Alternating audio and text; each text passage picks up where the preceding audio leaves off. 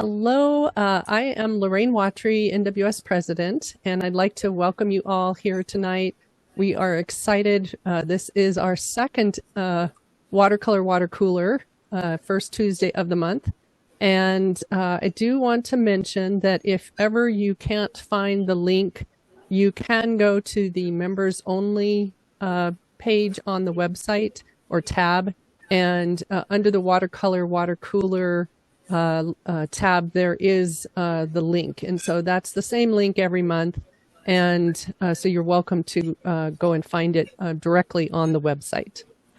And then I also wanted to mention a couple things. We do have another session lined up and ready to go for June, and that will be Carol Carter, and she is our International Open Exhibition Awards juror for this year. And she is going to talk about kind of her journey, but then also how to market your art.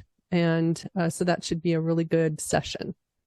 And I am going to ask our interim exhibition director and vice president, Judy Saltzman, to come on and speak about the International Open briefly.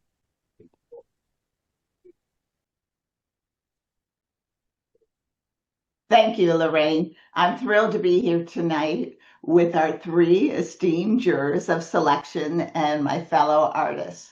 The 2025 National Watercolor Society 105th Open Exhibition is now ready for your entries on Call for Entry, or also known as CAFE.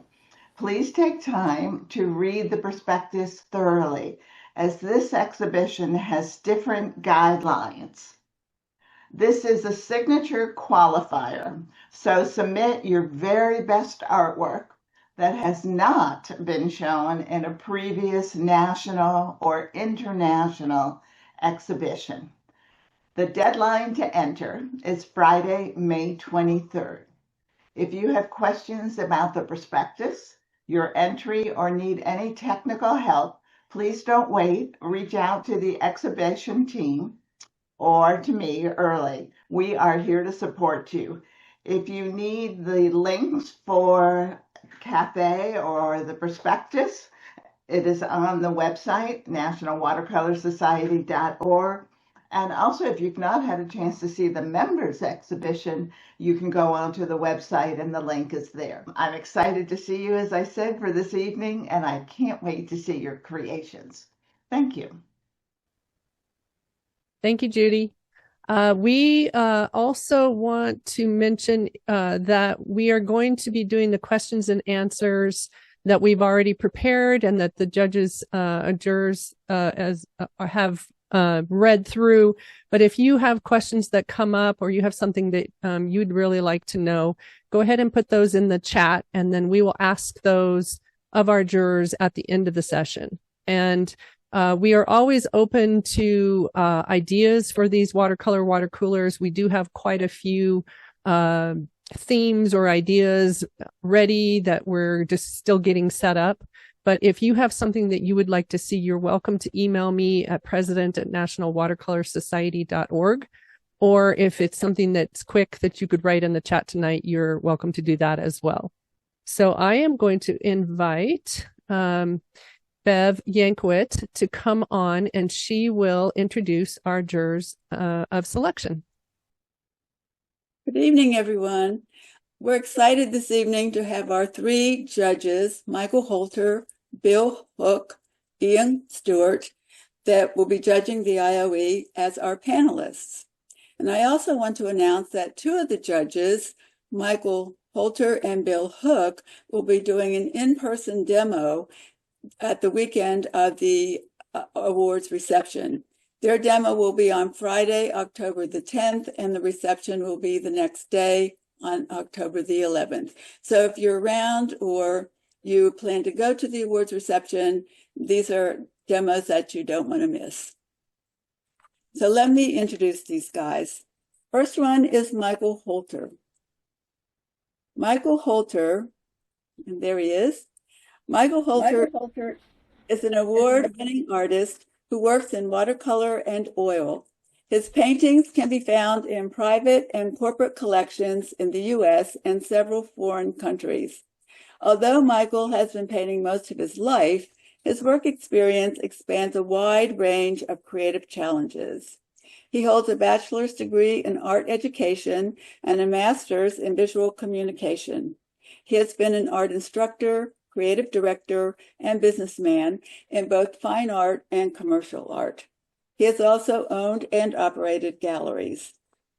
Michael is a member of the Salmagundi Club, a signature member of the American Watercolor Society, the National Watercolor Society, the American Impressionist Society, the Watercolor Honor Society, the Transparent Watercolor Society of America, the Outdoor Painter Society, the Southwestern Watercolor Society, the Missouri Watercolor Society, the Society of Watercolor Artists, and more. Michael says that he has been influenced by artists such as Charles Reed, Richard Schmidt, Bert Silverman, Frank Webb, John Singer Sargent, and Ted Nuttall, among others. Although he has an art degree, most of what he puts into practice is self-taught through studying the work of these distinguished artists. He and his wife, Cindy, grew up in the wide open plains of North Dakota and arrived in Plano, Texas, where he now resides by way of Minnesota. Michael Holter. Thank you so much for inviting me to participate in this. I'm really excited. Excited to have you. Thank you. Next is Bill Hook.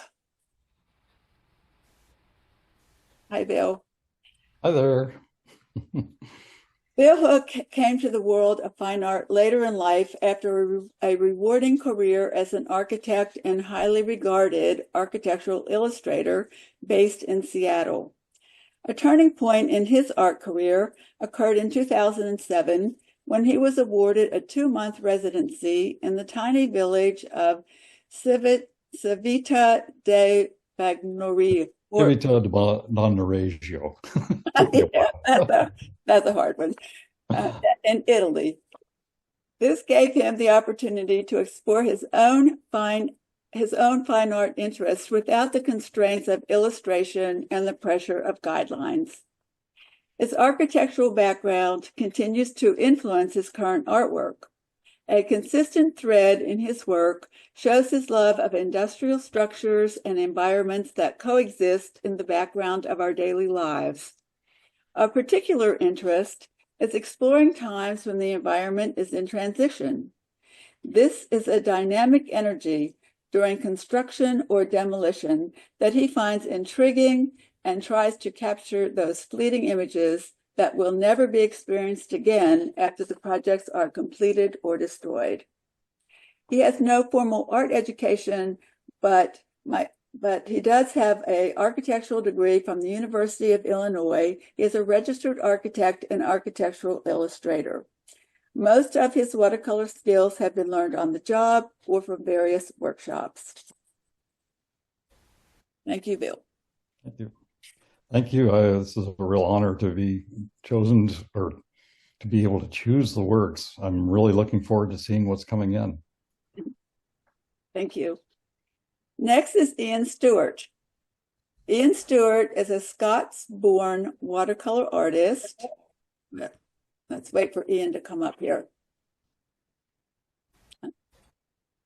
There he is. Hi, Ian. He is a Scots-born watercolor artist who has been living in the U.S. since a young age. He is a signature member of the American and National Watercolor Societies, among other state and international entities. He has also recently been inducted into the Whiskey Painters of America. His work has received numerous awards in international competitions and is hung in many corporate and private collections. Ian is a sought-after watercolor instructor and juror. His work has been published in numerous books and magazines. He has just finished production of his 5th instructional DVD. In 2021, his first book, En Plein Air, Light and Color, was published. Ian maintains a studio near Auburn University in Alabama, where he received a degree in architecture. He taught watercolor and design drawing at Auburn University. In addition to gallery work, he is an architectural illustrator with an international clientele. He is an international brand ambassador for Escoda brushes, Daniel Smith watercolors, and Stillman and Byrne sketchbooks. Ian? Thank you. It's an honor to be here tonight. Thank you. All right. We are going to start the questions. Connie will be our guest moderator for right now, and then we'll be switching it periodically. And so as we mentioned in our practice session, you guys are welcome to add conversation if something comes up while you answer the questions. All right, Connie. Are you ready? Yes. Okay. We are. This is the fun time. I'm so glad that you're here because I'm membership director, and this is a great benefit for the members. So thank you. And here we go. How long have you been painting with watercolor? Well, I'll start. I've been painting. I calculated because of that question. I saw it come up in our little cheat sheet we got. And my first watercolor, I didn't have a lot of training in high school, but I had in college. I did basically my first watercolor that I kept, and I still have. And that was 50 years ago. You know, it's been a long time.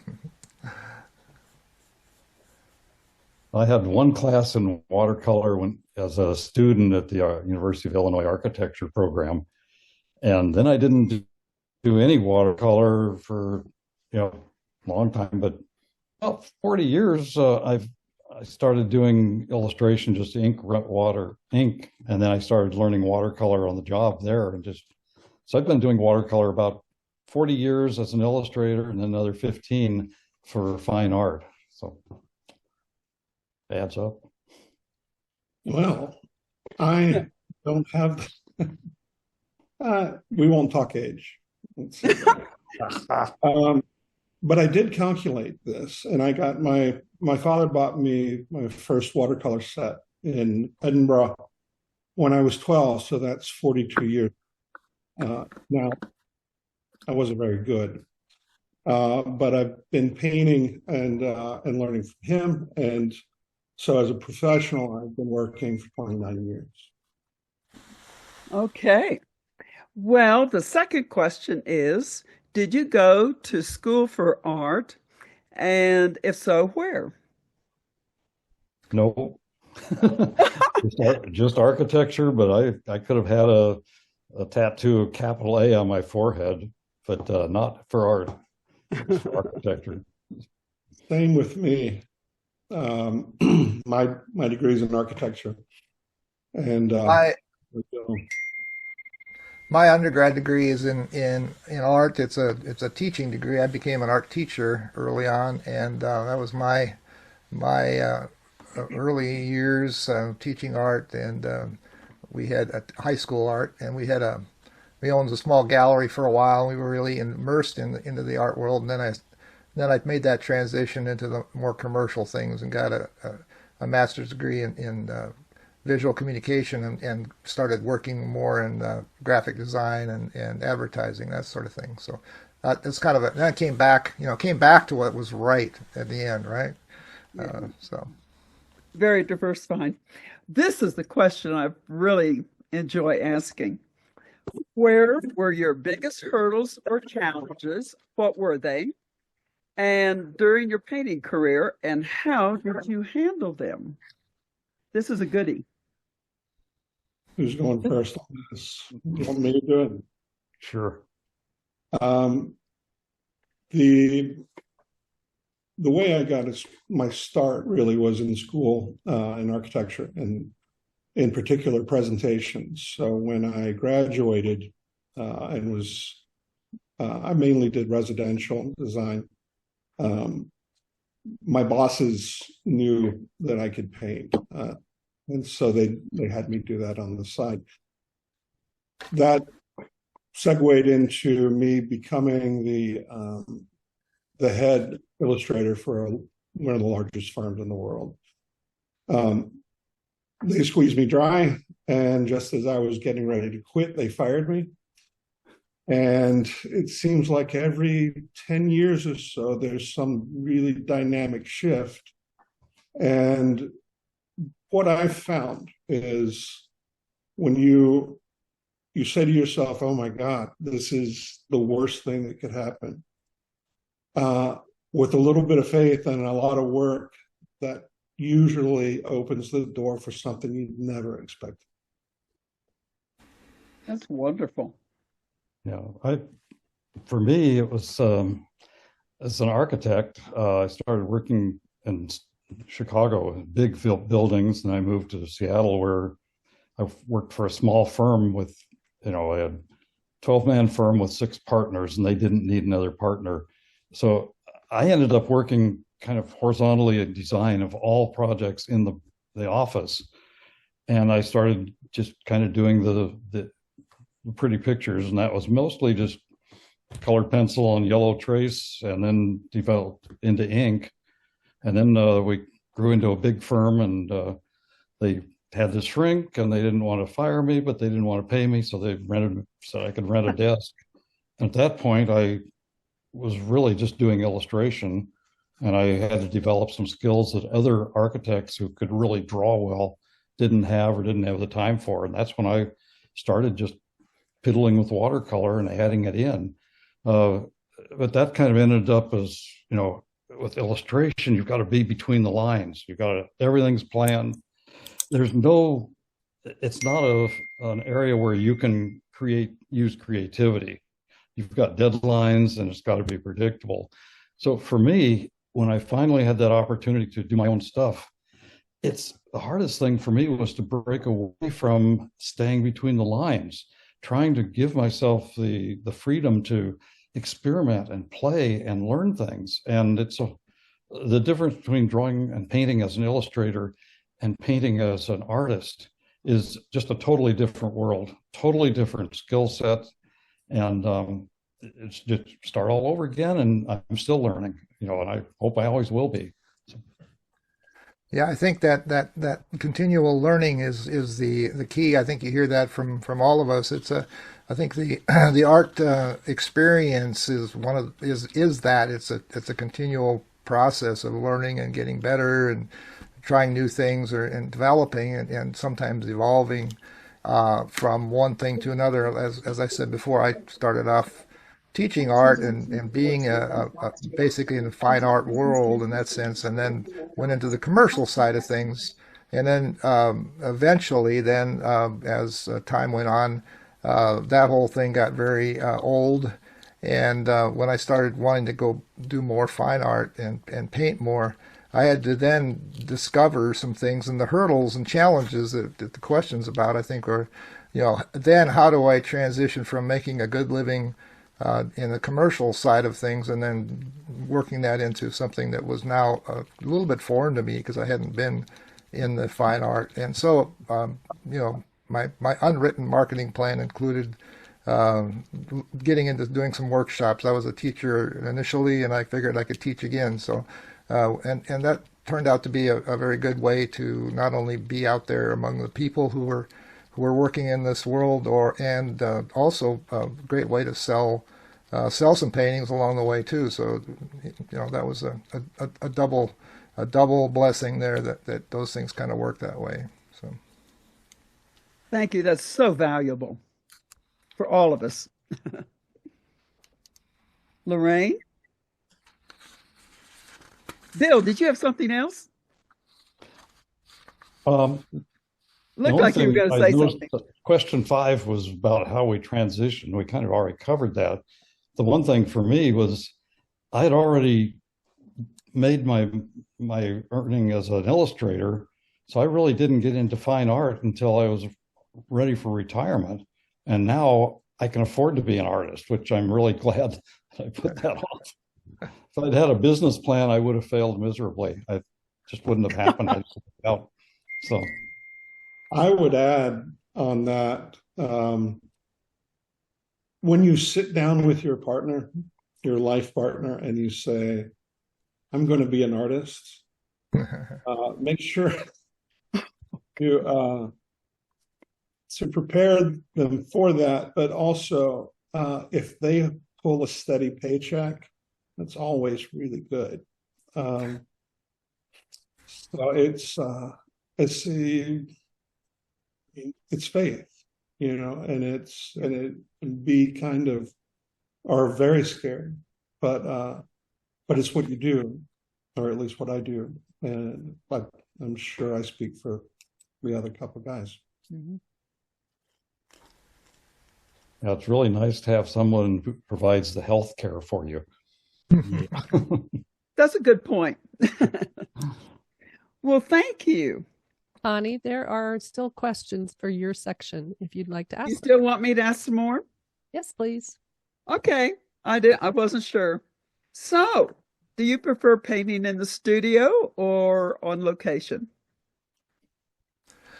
Well, I'll jump into that one. I'm a sort of a fair weather painter, I guess. I like to paint outside. I think it's a great thing to do, and I've done some plein air, and I always feel challenged by it, but I don't feel like I get very good results, and I'm too impatient to keep dragging my stuff out and trying it. So I'm much more comfortable in the studio personally. How about you, Bill? I'm definitely in the studio. I find plein air, it's totally exhausting. I love going out and observing and taking notes and walking around, but those rocks are hard to sit on, and the sun's in the wrong place, and I feel like I have to paint what is in front of me. I can't move a tree or anything, and I find I'm better absorbing what I've seen and then go back to the hotel room at night, and then I can move things around. I could say this should have been a morning shot or an evening shot. I feel like I can do something with it, where if you're sitting out there watching nature, you're not going to win, you know. I suppose I kind of split it a little bit. I do teach, you know, I teach studio workshops, I teach plein air workshops, and I also teach sketchbook workshops. And if I were to win the lottery, you probably wouldn't see me for a long time. And I think I would probably fall back on the sketchbooks in that case, because that's where I find maybe the most freedom, less pressure. It's a place that's more creative for me. And, you know, I've painted with Bill outside many times, and beyond trying to ring his water bottle or his water container with a rock or something like that, it's just that being on location and observing. And I've never had a problem sort of moving things around. So I like to play with reality a little bit. And I think that's a perfect vehicle for it. But again, there's something to be said for being very comfortable and in some air conditioning, et cetera. I'll leave it with that. I'm looking at the paintings behind each of you, so it's causing me to want to ask the question, do you have a favorite subject? Yeah, it's a good question. Yeah, tough. Were we supposed to answer? No, Yeah. well, I'll jump into that first again. I have my thing right now is that I do too many things. I think I paint people. I like doing those a lot. I like doing landscapes, and I've been doing these industrial things with all kinds of rust, and I like those things. I just sort of like composition, design, and so whatever the subject is, it doesn't really matter to me. So yeah. It's hard to say what's my favorite. I definitely love structures and architecture, and I fall in love with objects, and then I want to walk around and decide how to portray them. And I definitely those are things I couldn't draw as a illustrator. You know, I like the backs of buildings better than the fronts typically, and I really enjoy the industrial environment that much. You know, so I think that's the same with me. Is that I have to be outside to start getting inspiration, and then I like these gritty, dirty, falling down things too. Whether it's painting Rome, or things around me, this industrial decay, that those shapes and the sort of abandoned places, or places that maybe locals would drive by every day and never think of that as a subject that's worthy of painting. So I rarely like to take the sort of iconic view. I'd rather, as Bill said, go around behind something, or look at another way to solve that problem, or that particular design issue. So it's gathering ideas and then sorting through those for me, and that's the fun of it. Well, listening to the different ways that you choose your direction and everything, that causes me to want to ask you about what your favorite tools or your painting tips are that you would like to share with everyone. Well, mine is a credit card that I can scrape paints off with, or the other thing is these hot brushes. These I love. Mm-hmm. They're so soft. You can just lift things off, and they clean up. They can be dirty as heck. Just dip them in a little bit of water, hit them on the paper towel, and they're done, dry, and it's amazing. Those are my two tools to go to. I don't know. I think for me, sorry, were you going there, Michael? I was going to say, Ian, tell us.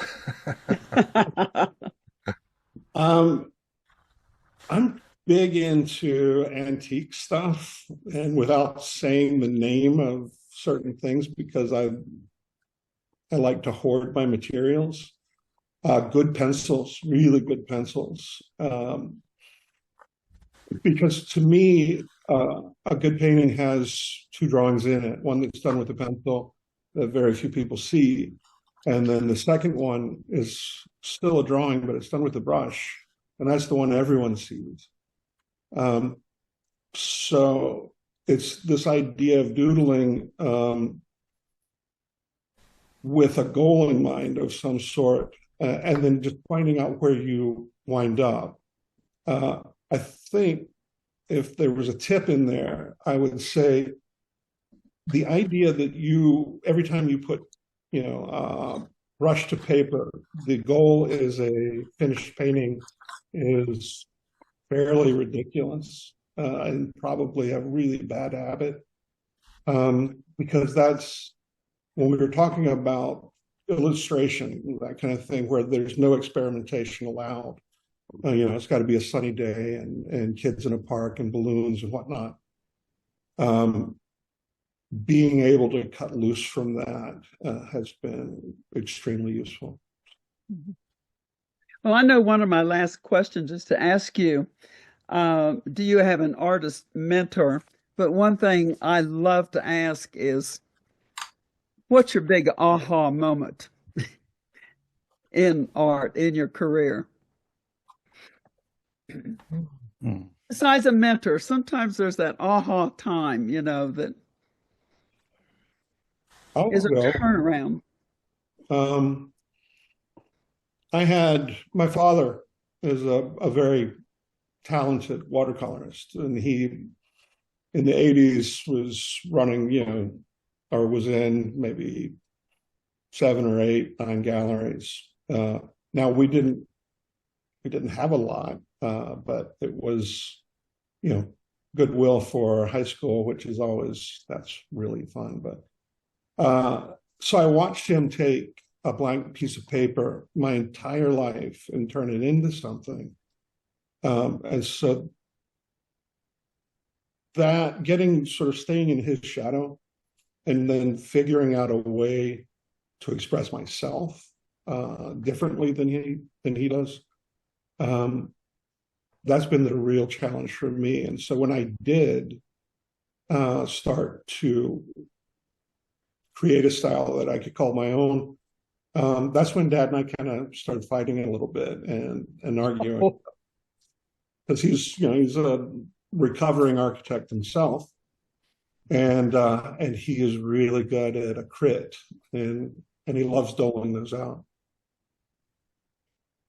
That's interesting. So let me jump a little bit earlier than that.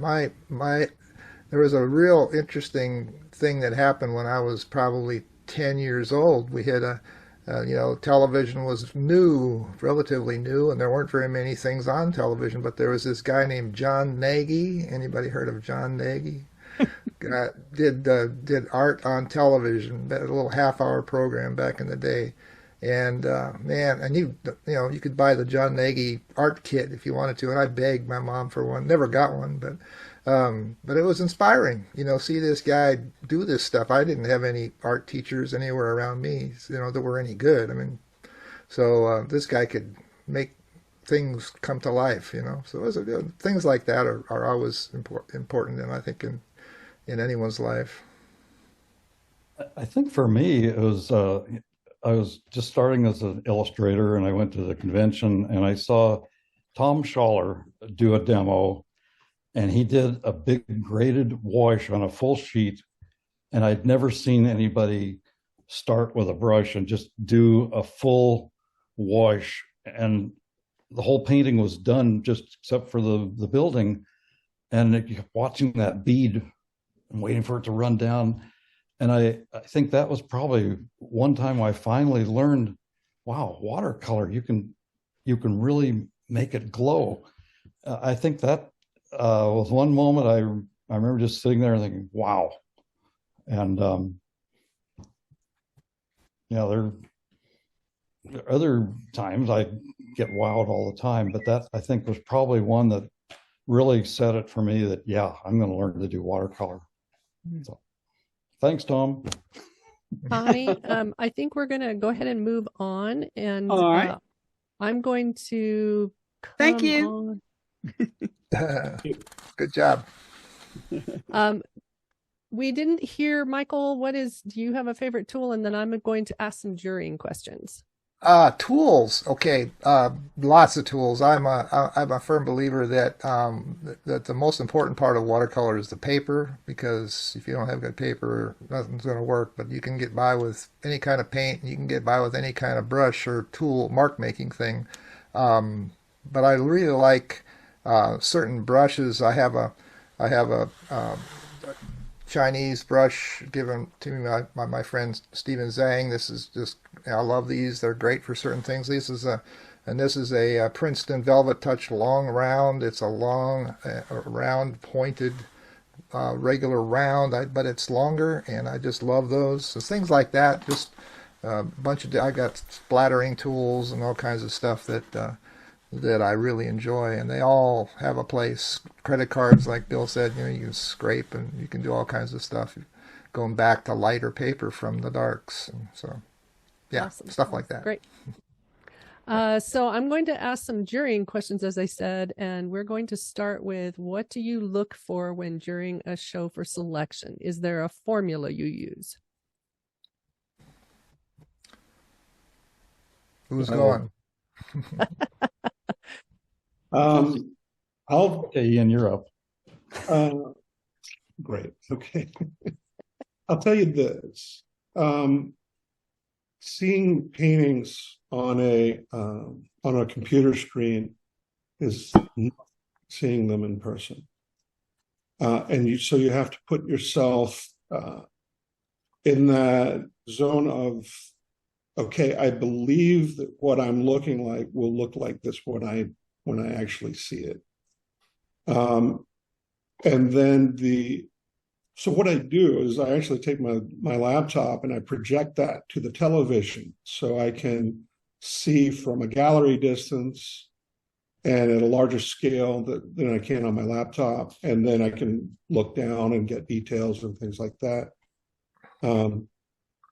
As far as well-rounded and those kind of things, I think we're all going to say something very similar, but also our own takes on that.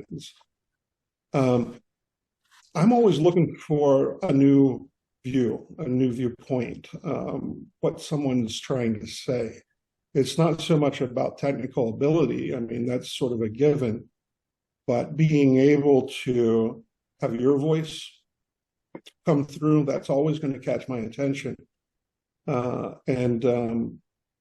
Then as far as well-rounded in a show like this, I mean, you will be able to, there'll be a lot of different subjects, different styles, and then creating a show, especially when you have multiple jurors, there will be different viewpoints, and it's not that you get a certain amount of florals or whatever in, it's just how does the show feel in terms of what's being selected, and then trying to stay away from sort of this pattern thing of too many images that are similar. Great, thank you. When I look at a show to the initial jurying process, I really start off with compositional kinds of things. I look for the initial appeal. You're looking through these images on a screen. You can't see the size and scale of them that well, so you've got to just look at what the artist did with composition, with color, and you can't really get into the details of workmanship many times. So it's kind of, a lot of it really revolves around what's that impression, that appeal of the composition, and how it's and if there is a story, there's something unique about the approach. That's always a bonus, definitely. Bill? I find that when we're starting the selection process and you have 1,000 images all of a sudden, or so, I don't know how many we'll get, but the first round is kind of negative. You're trying to find an excuse to get rid of and kind of get down to some numbers. So that first round is really kind of like, which is really, you can throw out some really good stuff, but you have to do some weeding first. And once you've got past that little first round, and then you've got to really start, you've got pieces that, you want pieces you want to go back to and look at again and again. And it's that, we're lucky that we'll have some time to look at these individually, as opposed to one setting where you just, yay, nay. That second round is when you start looking, what grabs you. And I find that at that point, the pieces have a uniformity. They work with values, composition, all of that is, you recognize that subconsciously as you start pulling pieces together. And then you start having to say, okay, these are beginning to work better than others. So you keep refining it and looking closer and closer to pieces. And I think balancing a show is really important. I don't want it to look like there are three bald guys picked the show. It's you want it to. Sorry, guys. Easy now. But I wanted to. There's so many different people with ideas out there, and I want to be open to what they're doing, and I want to take the time to go back and look at those and make sure that we are seeing pieces. And some that are low key or high key, that first time around is, I don't know.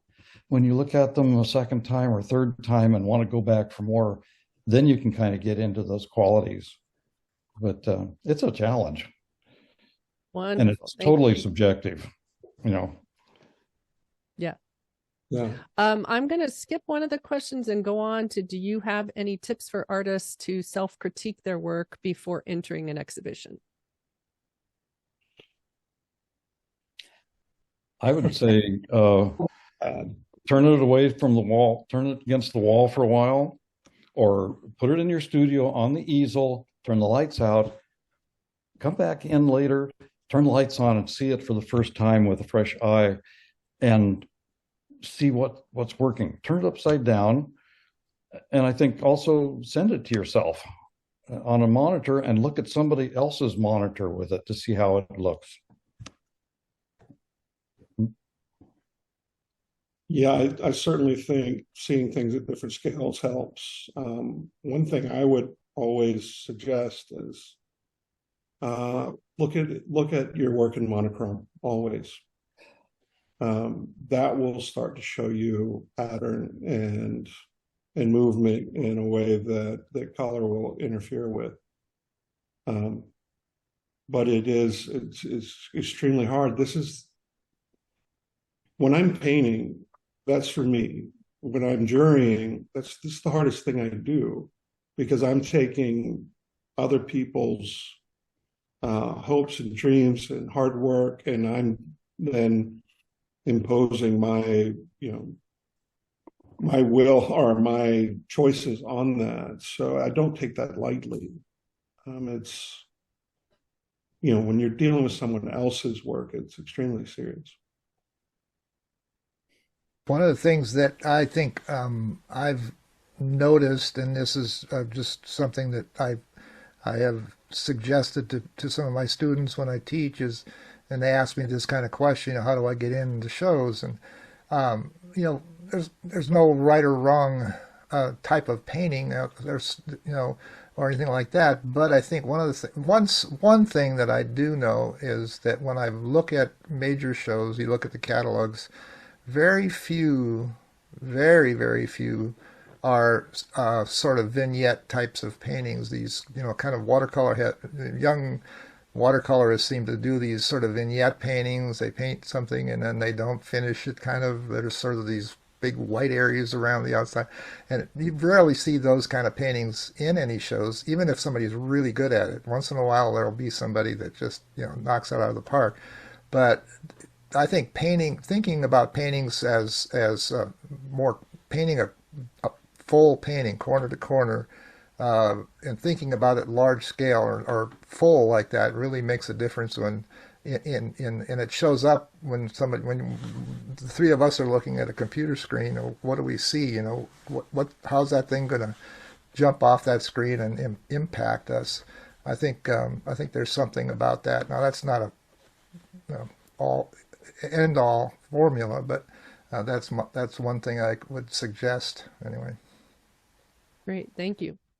I think the other thing too maybe is submitting to shows is make sure your digital quality is there. Take good pictures and send them to somebody, send them on a different monitor in your own, because that's the only way people are going to see it for their first round. And then when you get to see the originals, it's a real eye-opener to see what they really look like. But that first step is hard. Yeah. Definitely don't make people guess at what your work, what it actually looks like. Make sure you have high quality DPI, 300 DPI, and it can't be fuzzy or glare, from a, because you don't want to take it out of a frame. That you don't want the jurors guessing about your work. You want them to have as much information as possible. Great. Anything else on that one? Okay. Should artists enter something similar to what the jurors paint? No. I don't I think sometimes that can go against you. Somebody who's really, really good at a certain thing, and you decide, I'm going to do my best to do whatever that is, and you if they're really good at it, they're going to look at yours. If you're just trying to get there, and not appreciate it. I think you're better off just doing what you do well. Totally. And Always you don't want somebody who can paint you better than you do. I mean, it's always paint for yourself, even if it is crossover and maybe you're touching on something that the juror does as well. I mean, that's if there's a 101 how to enter shows, I think that if there's anything I heard over and over again is don't send in something that the juror does. But it just depends. I mean, these rules are meant to be broken. And if you enjoy what you're painting, I mean, if you love what you're doing, other people are going to follow and catch on to that. Very true. I'm going to go ahead and ask Bev to come on and ask some of the business of art questions. And we have about a little less than 15 minutes left. And if any of you in the room would like to ask any specific questions, if you'd put them in the chat and we'll just kind of watch for those. And Bev, I'll go ahead and let you get going. And thank you for those juror of selection questions. Or answers, I should say. So I think you all have a website because I think I've seen all of your websites. How does your website help you as an artist, or does it? We'll start with Michael. Well, it definitely does. Having a good website can really be helpful. I'm very happy. I have mine through FASO, Fine Art Studio Online, which is I've been with them for years now, and they have a really good. One of the things they have that because I do workshops is you can list your workshop, and then as soon as that date is up, it's off your site and it's not hanging there. Sometimes I go to people's websites and they have things from 2 years ago, and it's like, why do you have something that's that old? you got to keep your website up. That's the main thing too. I don't think I sell a lot through my website. Once in a while, more often than not, though, if I'm going to be teaching somewhere, or I post something on Facebook, on FASO you can track the number of people. There's a graph, and you can sort of see what happens when you do something on social media. That little graph will start jumping. And so it's kind of interesting because you know that a lot of people are looking, and that's just, I think, part of being in this world of art. If you're going to sell, if you're going to teach, if you're going to be involved, that's kind of important. It's that marketing thing again that some people don't like, but it's a reality. So, Ian, what do you think? I completely agree. I've been with FASO as well. It's being able to go to your website and get the information in a timely fashion, and it's understandable, is extremely important. And it's not just that. I mean, everything's changed. The way that that art is marketed now. I mean, it's very rarely is someone going to come across your work in a gallery for the first time. More than likely, they're going to know you from either your social media or your website. I would also say you have through FASO and through anything, one of the best ways to contact your potential clients is a newsletter. And staying up on that, which I'm pretty bad at, but I try. Then that's direct communication. So I just got on FASO just a year ago, and my previous website was one that I had to go and look pages up to see how to add things every time I tried to update it, and I did nothing with it, and it was terrible. And then I got FASO. I won a year of FASO, which was great. And I've been so pleased with it. It's so easy to update and put new work on. and I have actually sold some pieces off of it. And I'm terrible at doing blogging and newsletters and things like that, which I should, but well, as I mentioned, if I had a business plan, I would have failed. But I've been really pleased with it. I'll give them a full pitch on that. I find it very easy to just put work up and adjust it. So I'd give them a thumbs up for sure. This is an ad. We're all in. I guess we're all promoting that. No, they're very good. Well, there's things like WordPress, and you can create your own stuff too. So it's not, but that really is the template driven, just drop and drag is super easy. Okay, so along the same line, do you use social media, and what kinds of social media sites do you use? Start with Ian this time. That's like trying to put cats in a bag, it seems, because everything's evolving and changing. Facebook is no longer, there's around 2009, Facebook was a wonderful place where you could see artwork coming from, other people's studios instantly. It was like being invited into this wonderful world. And we all know what it is now. And that's quite different. But then under the same umbrella, Instagram, I'm not doing TikTok, man. I'm telling you that. But it's finding ways that you can, as Michael said, monitor traffic and see what maybe speaks to people. Because again, FASO, when you upload a new piece of work, you can get, people are notified if they're following you. And quite often you'll get comments, and that's a great way to stay in touch.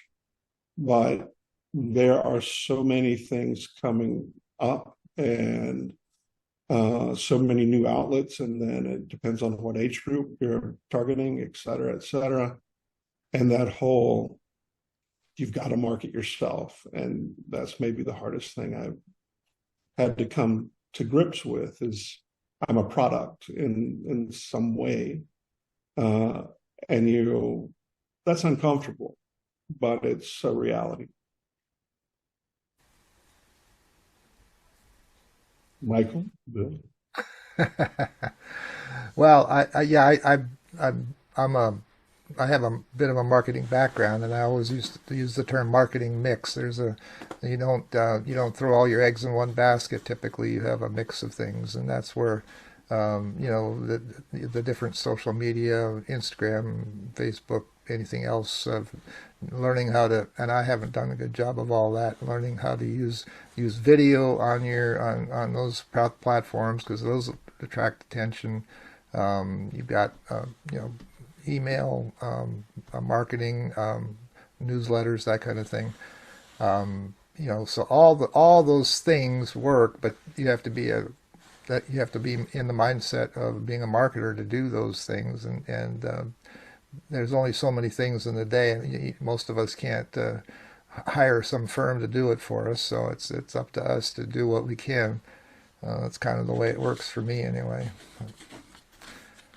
Well, I found I'm still on Facebook, which eats half of my day. And, but I found, for me, it was an opportunity to get my stuff out there. Instead of just finish a painting, put it on the shelf, at least it was out there. People were seeing it, and they were, you get lots of thumbs up. I wish there was a yuck button, that's reasonable. Yeah, that's terrible. But, and it's, what it is now, it's just so, you just have to scroll through so much junk. But I have so many people that know, that I recognize on that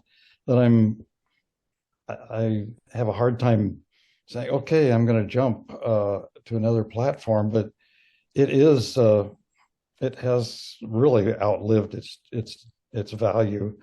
But I do find I finish something, I put it up there, and I immediately get that ego hit or whatever. At least it's being seen out there. But from marketing, I don't think I've I don't think I've ever sold anything off of Facebook, but I don't, it's too hard at this point. I have a hard time with technology. And if I have to update a password, I'm ready to quit. So What are the benefits of entering an exhibition? Start with you, Bill, this time. I think entering exhibitions is a real opportunity to get your work out there, get your name out there. It's not a business model that is good.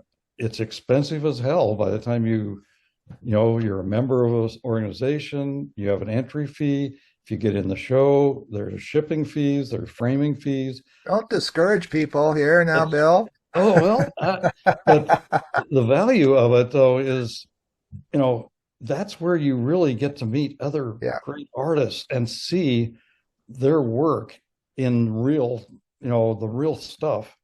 And I don't think you can beat it. And it also, for your resume, that's what people want to see, is how many awards you've won, how many societies you're in, how many signature membership you have. But it's hard to maintain those memberships and everything. And it is expensive, but I think it's really, if you're a serious artist, entering major competitions is really important. And I think be selective about which ones you enter. You don't enter the ones that are just easy to get into and you can get an award. Go for the tough ones. Yeah, I always think it's really an ego boost when that you get in that first good sized exhibition of some sort. It really does something for your your desire to keep going. If you've got to and it's good to start with your local group or something like that and get into those shows. But then once you get into the national show, it really does enhance your resume, and it just is really helpful. Ian, you've been in long time. You've been in a lot of shows. So. Me? You. I didn't know. So in 2007, I didn't know any of these things existed. I was in this little world of architectural illustrators, and we all knew each other. And some architects knew how well we could paint, but I just picked up a couple of books and then saw watercolor artists and went, take a look at that. And that just blew my mind.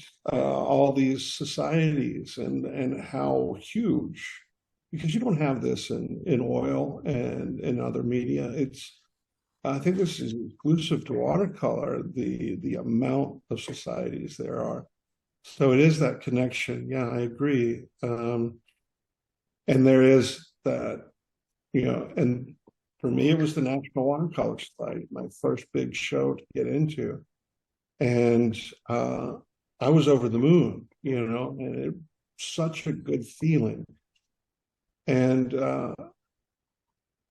I think, if you have the courage to put yourself out there, and then that's backed up by an acceptance, that's fantastic. But the main thing is having the courage to put yourself out there. And in any case, whether you're accepted, you're not, if you win an award, you've done something that is what I consider a step forward in whatever way you want your career to move. I think also when you come home, you've seen these other artists and you are so pumped and so, it gets you charged and you want to do better. So it really works to give you something to strive for. And I think that's really important. And all the gossip and everything. Oh, yeah. Thank you, guys. I'll leave that one alone. All right, Carrie, do you want to come on, please? Hello, everybody. I hope everyone tonight has found this as inspiring as I have. It's great to hear three masters here talk about all this. So I've really taken a lot in tonight. So I'm going to do a lightning round. I'm going to go alphabetically, start with Michael, go to Bill, then go to Ian. And we're going to do 5 of the speed round. So Michael, favorite place to paint? Studio. All right. Favorite dead artist? Sergeant. Favorite alive artist? Oh, now you're meddling here. I know, right? Get you in trouble. Wow. There's so many. I don't know how to even begin. I have lists. Sophie's choice, right? All right. Pass. All right. The Met or the Louvre? The Met. And if you could go anywhere in the world to paint or photograph, where would you go? I need to go to Italy. Gotcha. I love it. All right, Bill, you ready? Same Yeah. one. Favorite place to paint? Industrial scenes, Cleveland. It's on my bucket list. They have a bunch of bridges. Oh, cool. Favorite dead artist? Dead artist, boy. Bernie Fuchs is pretty darn good. Yeah. Favorite alive artist? Boy, there again, it's I'm not going there either. There are too many. We're all chicken. The Met or the Louvre? Oh, I think the Met's phenomenal. And if you could go anywhere in the world, oh, you mentioned Cleveland, but if you could go anywhere in the world to paint or photograph, where would you go? I'd go back to Italy. Yeah, pretty amazing. All right, Ian, you're up. Favorite place to paint? Scotland. Favorite dead artist? Arthur Melville. Melville. Should I skip this one? You're not going to answer a live artist, right? My dad. Come There on. you There go. you go. There you go. Great. There you go. The Met or the Louvre? The Met. And if you could go anywhere in the world to paint or photograph, where would you go? Antarctica, I think. Awesome. My brother-in-law got to go there with the military for a month. That's pretty awesome. I've got friends that go and spend time there, and one's a photographer, and it's unreal. So yeah, if it's anywhere without the flight or maybe first class, I don't, and the boat crossing or whatever. Well, thank you guys. Awesome.